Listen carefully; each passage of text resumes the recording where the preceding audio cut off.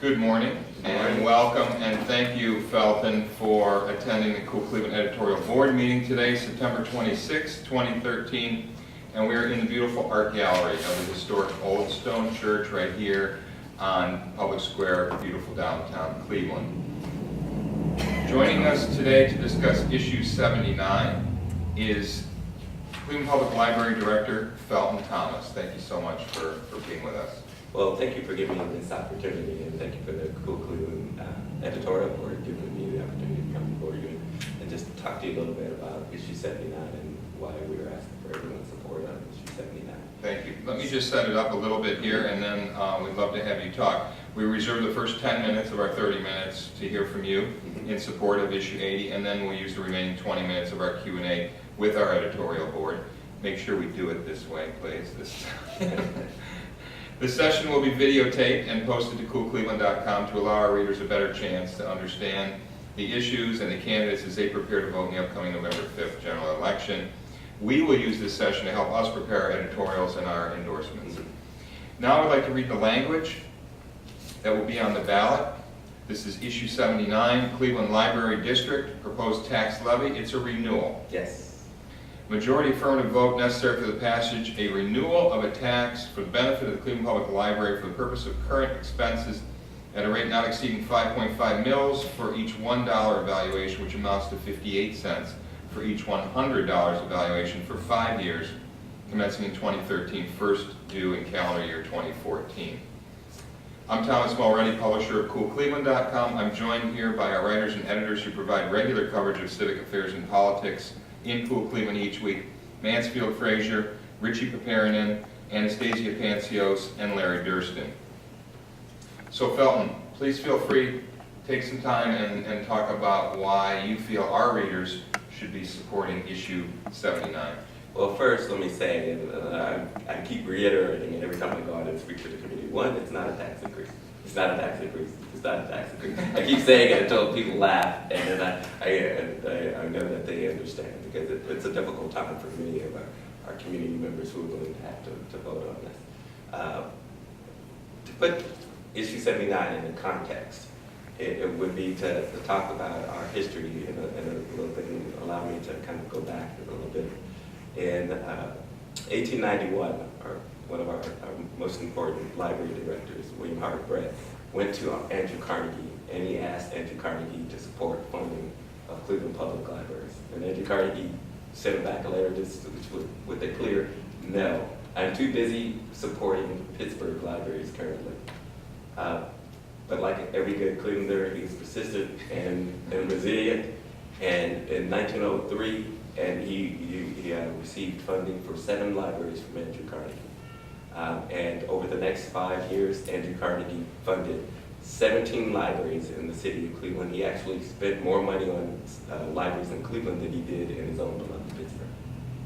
And so the reason he found, and he wrote that he believed in supporting the libraries in Cleveland, was that every time he made a commitment to a library, the library also had to make a commitment that the community was going to rally around that library and fund that library over a long period of time. And he continued to fund libraries in Cleveland because he saw that happening. And since that point, over our 144 years of history, Cleveland community has always funded its libraries. Now, we come to you and say, that's just not enough to say. Since our last levy, 2008, what have we done as a library to continue to ask for funding? Well, during that period of time, we have been rated a top 5 library in the country 4 times. We've been rated a top 7 library in the country 5 times, as we've been ranked by Library Journal, the preeminent library journal in the country. Our circulation and our attendance has risen during that period of time. 2 of our busiest years in the past 50 years were during that 5-year span. So the statistics are fine, but truly, to me, it's really about the stories that I get from our community when I talk to them about whether we've done the job we needed to do to continue to ask our community for funding. So I look at the stories, I get checks all the time from folks for $1, for $2. One woman sent us $1. We also run the Ohio Library for the Blind and Physically Disabled. And this was a woman who needed our talking books. She sent in $1, and someone had written a letter for her, and she said, you know, I don't have any money to give, but I wanted you to know that I really appreciate all the things you do on behalf of those who are blind. And those are the stories that really make, you know, let us know that we're doing the work that we need to do for the community. It's the woman, Miss Love, who sent me a letter after she had gone into a temp agency to try to find a job. And the temp agency said, your computer skills are just not good enough for us. So, you know, as she left, the woman pulled her aside and said, go to the library and see if they can help you. So she went to the library every day for 3 months. She came back to us, came back to the temp agency, and her skills were good enough for them to take her on. Within 3 months, they had put her in a position, in a job, and then she ended up getting a full-time job because of her computer skills that she had learned in the library. And she sent me a letter, basically, you know, just saying thank you for because of the work of your staff, you've been able to allow me to become, you know, what I thought I could be. And then finally, it's the story, and it you know, I've had, you know, I was born in a poor neighborhood, so I know what it is to be poor, you know. But I was in a neighborhood, and we were, I was at the Hub Library, actually, and we were giving awards for a program that we gave to the child who read the most books during this reading contest. And the winner got an iPod. So we gave the child, who was 10 years old, an iPod. And, you know, and I was waiting for him to be happy and everything. And he looked back up at me and he said, what is this? What does it do? And, you know, I had to sit down, we talked about what it does. And it really shined light on what the Cleveland Public Library does for our young folks and many of our folks who have no access to technology whatsoever. And it being that great equalizer to give everybody the opportunity to have access to those things that many of us just take for granted. So that's what we've done over the past 5 years. Now, what do we intend to do over the next 5 years is as important a question as what we've done over the past 5 years. So, and we say we're taking that step into the future. S is for safety. We we did a survey, and 90% of the folks who went into a Cleveland Public Library believed the Cleveland Public Library was a safe place to be, which is great. 90% is great, but we believe that number should be higher. We want everybody to believe that when they come into a Cleveland Public Library that they are in a safe space. Many of our parents say the reason they send their kids to our library is because they can't find a safe space in the community for them to go. But we believe there are things that we can do to continue to make our libraries even safer. Technology. Over the past 5 years, we've doubled the number of computers in our libraries. We've opened up Tech Central at our downtown at the library to open up 3D printing and all of these other technologies that many in our community don't have access to. But we believe we can do even more, because when you walk into a Cleveland Public Library, you go to our computer sections of where we have our technology, and they're completely packed, and there are people waiting still to get onto our computers. We're going to double the number of computers that we have in there. E is education. We're continuing to tie in our priorities to the transformation plan, but there are more things that we can do. We have homework help centers in 10 of our libraries. By the end of the 5-year span, we want to have homework help centers in every one of our Cleveland Public Libraries. It's just too important for our kids. You know, we've supported a gigantic levy moving forward for the schools. And that levy was put in place because our community really believed in the fact that they believed our children needed an opportunity to succeed. How can you just fund that and not recognize that after school, every child has to continue to learn? You're just not going to learn in school. We have to continue to make sure our children are learning outside of the school. And so having homework health centers in every one of our libraries will be an important piece for us to make sure every child can come in after school and continue that learning. And finally, preservation. We have the largest collection of materials on chess in the world. We have over 2 million photographs on the city of Cleveland. But there are other ways that we want to make those preservation and those collections available to folks through digitization. One of the things that many of the community don't know, but it's still our busiest link that people hit for us, is the fact that the Cleveland yearbooks from all the high schools and whatever, we now have digitized on our website. So anybody who was actually born and went to school in Cleveland, you come in from the earliest of the 1900s, or if you want to look at grandparents or whoever, you'll be able to find their Cleveland yearbook. So we want to be able to make those more accessible, get more of those in, and do more in preservation. So ultimately, that's our step plan, that's our plan for the next 5 years, what we want to focus on. We have many, many challenges ahead. We've had some very, very big challenges financially over these 5 years.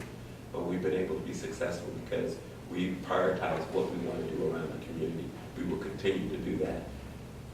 We're the people's university because we recognize we're the people's house. You know?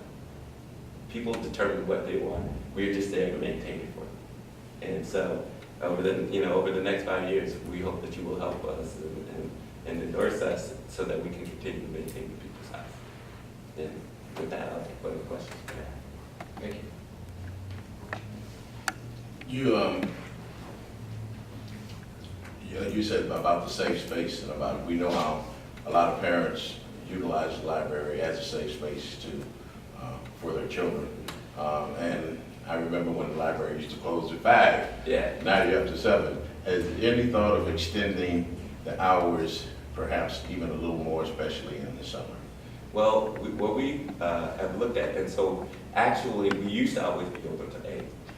And what happened is when we had the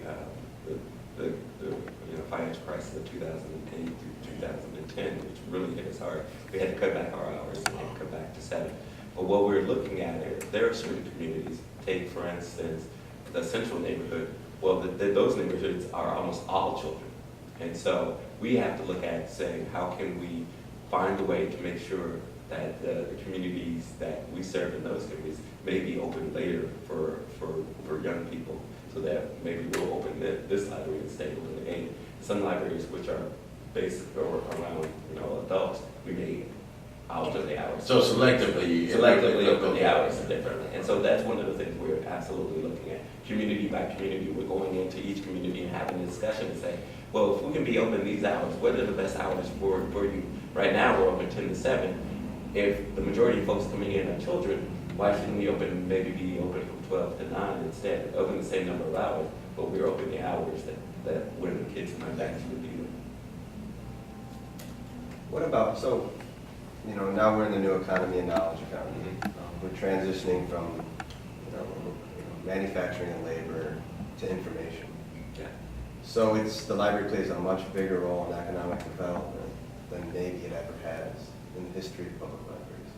And you talked a little bit about your one experience where the lady got a job at the Temple. Yeah. Can you tell a little bit more about the programming? I mean, is it just literally giving them access to a computer and then they kind of do it on their own? Or is it more of kind of a volitional kind of program that you have that closes the skill gap for a lot of our residents who need skills? Well, it's a lot about closing the skill gap. And it's a lot about having specific courses so that our folks can come in and learn the specifics. I mean, office, you need to know office if you're going to go into any position and at any level. So we'll have a Word class, we'll have an Excel class, and they are worked so that anyone coming in will work along the way to first learn Word and learn Office and whatever. In many cases, the folks come in and have to go through an initial kind of just basic computer class so they learn how to use the mouse. But those are the type of things that we have in place, along with resume classes, how to do your online application, because most of the applications folks have to do for jobs now are online, and our folks who come in are very inexperienced at being able to do an online application. Right. So it's basic workforce development. Basic workforce development. We work, and we bring in a lot of workforce development organizations too to come in and do things like how do you interview, those type of things. So is there any room, say, there's certain industries that regions have, and there's certain jobs that need to be filled. Is there any kind of partnership where you're looking to kind of actually fill skills where they're needed most on a regional basis? Say like advanced manufacturing, for instance. Well, here's how we've looked at that, and here's the example. And this is something coming from, I heard a speech from Dan Gilbert, I guess probably 3 years ago, when he talked about what was done in Detroit, where they would bring in a lot of, he saw, what he would see would be after, like at different bars and whatever, you would get all the 20, 30 somethings in together, and then somebody would talk to somebody and they said, well, let's get together and let's go, and then they'd start their own little small business, and that would be how businesses grew. And that in Cleveland, he said he didn't see that happening. He didn't see these the young people from these companies coming together and starting their own startups. Mm-hmm. And so when we created Tech Central, part of the idea was in creating Tech Central, especially downtown, was the idea of taking this kind of new techie world for these new downtown folks and doing after evening programs so they could come in and start meeting like-minded folks. They might be doing tech work at Rosetta or something like that. They come in and start talking about with other folks about it. And it's been actually really, really interesting to see that happening. I don't know of any business that has started, but a lot of folks are coming to the library for after-hour programs and just having conversations. One thing is they always want to impart information. They always think, I have this knowledge and I want this to talk to someone. So our first start is to really have a lot of get-togethers where we're getting together with these 20, 30 somethings and say, what can you guys do? And meet with each other and start thinking about startups. So we've had a lot of programs around small businesses and we do a lot of programming around small businesses and how to get your small business started and just are you interested in a small business with Cozy coming in and the SBA coming in and doing programs, but also us trying to push that. Talk about your Tech Central program. It's in the downtown branch now, and you do training there. You let people use computers, tablets. You've got 3D printers. I saw you at Ingenuity Fest showing off some of this technology. Are there plans to? I mean, I assume it's become successful yes. in terms of people using it. Every time I go down there, I see a lot of people, using. Are there plans to roll that out? Do you have the funding to be able to do that? I mean, technology is always expensive. So what's the cost? So the idea is we have one Tech Central on the east side and one Tech Central on the west side, and the idea is to continue to add Tech Centrals at all of our buildings. I'm not sure that over the next 5 years we can do Tech Centrals in every building, but we have to introduce our communities to the new technology. So what you'll see when you walk into our building is on one side is kind of the smart board kind of area for conversation where people can come in, bring their laptops, and just sit and start experimenting. Then we have our technology petting zoo, where all the newest technologies are there, giving people the opportunity just to play around with them. So if you have never bought a Kindle, but you're thinking about buying a Kindle for Christmas or for buying something for someone, or you're looking at some new gadget, we'll try and buy all of those things so that everybody has an opportunity to experiment with those. And then we have our 3D printers to give people the opportunity. And it's actually been fairly cool because we've had a couple of people patent things off of what they've created. So they'll come in, they'll have a drawing of something, and that drawing can be scanned, and then it actually prints out on the 3D printer what we have, and then they send that forward for a patent. So they actually get to see it in what a physical state, what it would look like. And so that's the type of thing that we need to have throughout the city, because while it's nice and we have a lot of 20, 30 somethings moving downtown, and that's the group that is really interested in that. We've got to get the whole community interested in that, and the whole city interested in that. And I want folks who are living in Central, folks who are living in Ohio City, to have those same opportunities. So you're saying mostly it's the so-called creative class that is using the Tech Central? But Tech Central, so beyond that, we have a tech lab.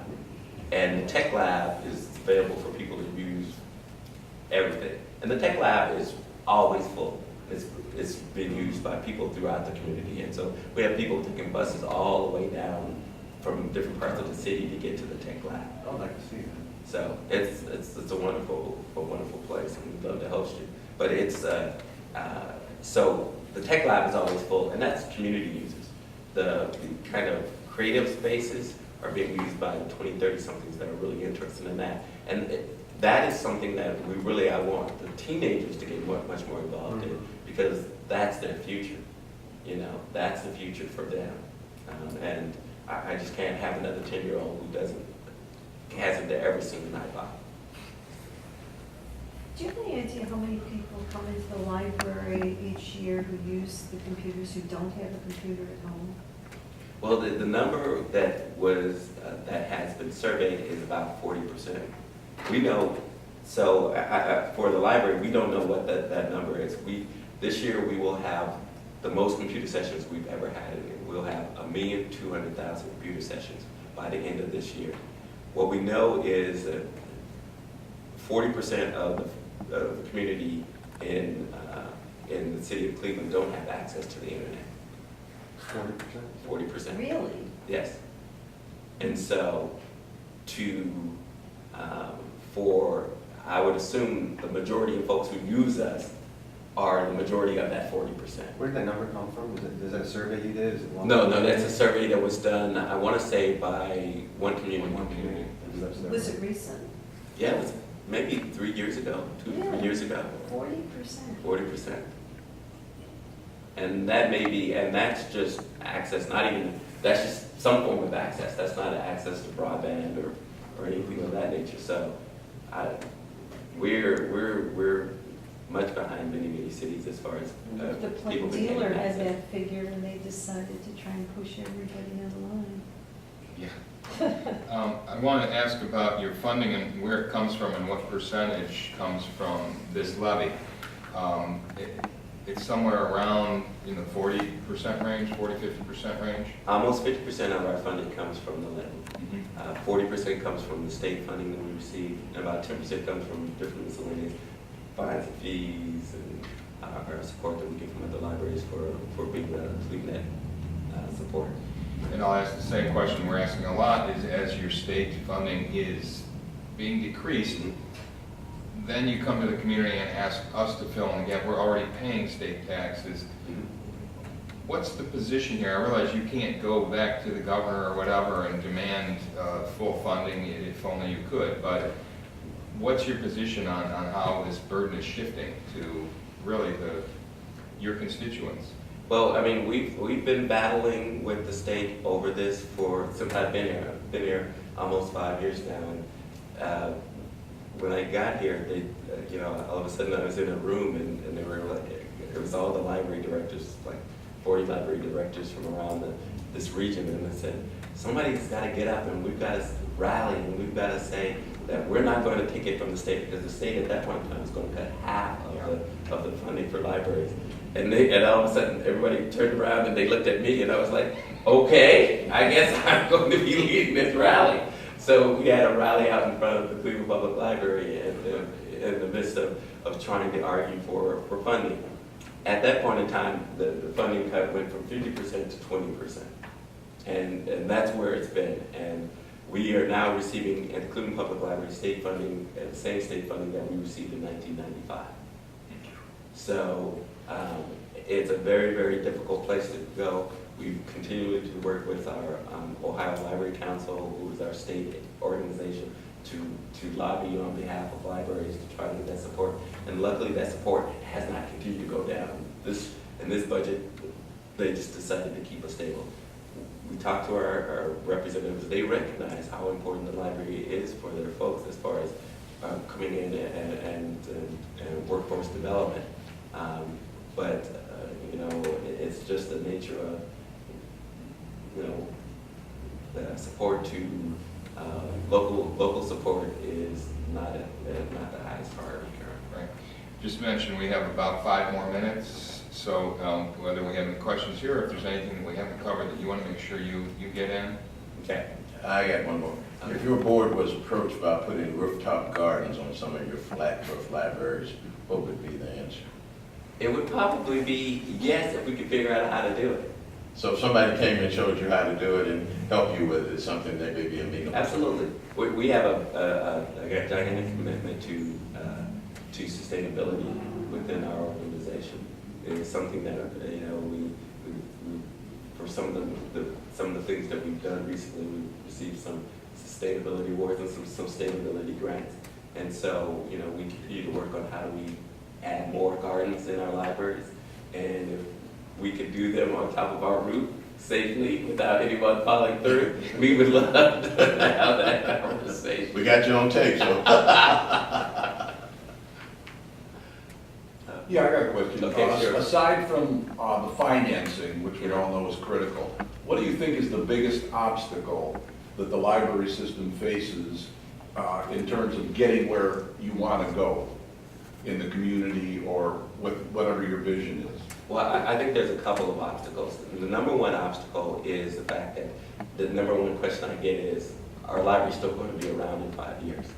So there is a questioning with the new technology and e-books, will libraries even need to be around anymore?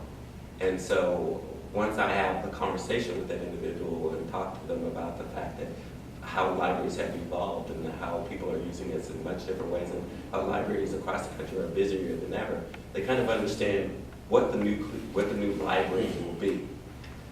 I think the second barrier for us is the fact that, and it's actually it's always every weakness is a strength and every strength is a weakness. People have very low expectations for libraries, which is also a great thing. I don't look like the normal librarians when I go in and speak and I do a great speech. People go, I would have never expected that from you, and so I get called for things of that nature. But the low expectation is difficult for us because we don't get invited to the table as much as we should for things. When there's a call for what's going to be done on education, I'll often get called afterwards, after I call in to somebody and say, why wasn't the library invited to the table to have this discussion? They said, oh yeah, we really should have invited you. You guys are vital to what we're doing, but not vital enough for us to be on that initial list. And so there are low expectations for what people think libraries do, but libraries have always been supported because the community recognizes the library to be tremendously important. My biggest challenge is to take that and be able to market us in a way where people understand the critical nature of libraries. Felton, this library system, the Cleveland Public Library, as well as the county system here, as well as some of the many smaller systems, they're some of the best in the entire country and in the entire world. And if you look at a region, there is no stronger region for libraries in terms of its support, in terms of the quality of what they do, and in terms of what we do expect from our libraries. So a lot of things that other communities would never expect the library to do, we're doing them here. The community's tremendously well. How will this levy help you or allow you to continue pushing that envelope and staying at the forefront and continue winning those awards? I mean, we've set the bar pretty high here when you've won the top award 3 out of the past 5 years as the top library system of its size in the country. How does this levy help you stay there? Specifically, where is this money going to go and how does it help us stay at the forefront? Well, I think what we have done and what I'm proud of from my staff is that we have stayed on task with our priorities. And our priorities being a community deficit fighter and then creating communities of learning from that. We have taken what was typically a transactional library system. You walk in, somebody gives you a book, and then you walk out, to the idea that we need to be a transformational library system. Children who walk in our buildings sometimes don't have food. So how are we expecting them to sit still, read, and start learning when they don't have food? So we work with the city to bring in summer reading program, do the summer lunch program. This summer we gave out nearly 20,000 lunches to young people coming in so that they'd have that one nutritious lunch that they may have only got at school during the year. We work with the Cleveland Food Bank, so they bring in snacks for the kids after school. We do things that you wouldn't necessarily imagine that a library would do because we have community deficits, and our big thing is break down those deficits first, then you can create communities of learning for people to learn. Great. Thank you very much. We're out of time. Thank you so much, Felton, for taking time. I know you're tremendously busy. It's been great talking with So you. thank you guys for giving me the opportunity. Thank you.